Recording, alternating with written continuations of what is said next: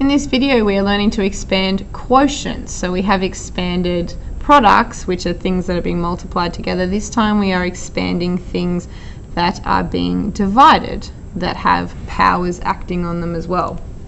So if we have a look at an example with numbers again, so we will start off with 4 divided by 5 all squared. We can do that mathematically and we can find out what 4 divided by 5 is first, which is 0.8, and we can square that number and our answer will give us 0.64. Or we could do it in a different way and we can say that 4 over 5, if we apply that power to everything inside the bracket in the same way we did our product rule, we can then figure out exactly what the answer is. So that would look like 4 squared divided by 5 squared. If we calculate that out, then you've got 4 squared, which is 16, divided by 5 squared, which is 25. And if you do that on your calculator, you actually get the same answer. So this time the rule we are working with is if A is divided by B and the whole thing has a power applied to it, then this power applies to every single term in the bracket. So A to the power of x divided by B to the power of x. The sign that we are using in here doesn't change. So in this case we've got a divide sign. Everything is exactly the same here. We've just applied our power to each of the terms. Let's do a few examples.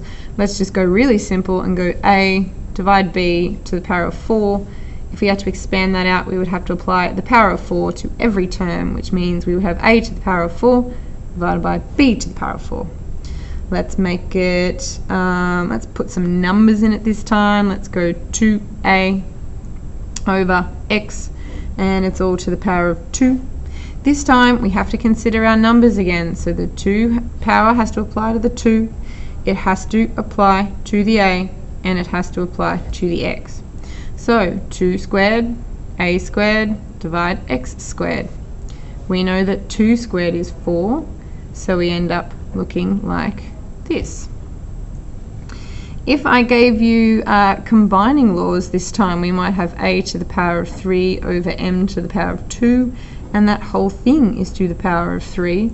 Then now we have, again, we have to go into brackets. So we've got A to the power of 3 is going to have this power, applied to it, and we've got the M squared also having the 3 applied to it. So there's your 3. Now we've got the power of a power rule happening.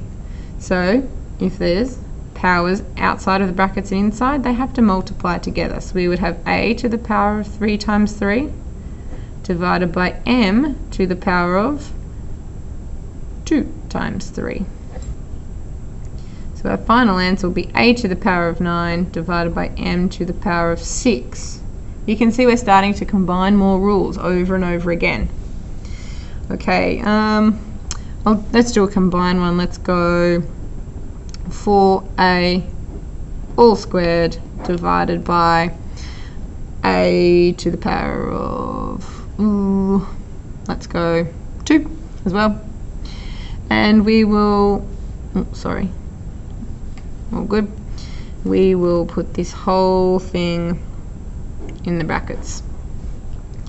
And therefore we have 4A, 4 squared, A squared, divided by A 2 times 2. That's the power there. 4 squared is 16. We've got A to the power of 2. And we've got A to the power of 4. And you're going to see we can finish this off, but we will do that in a later video.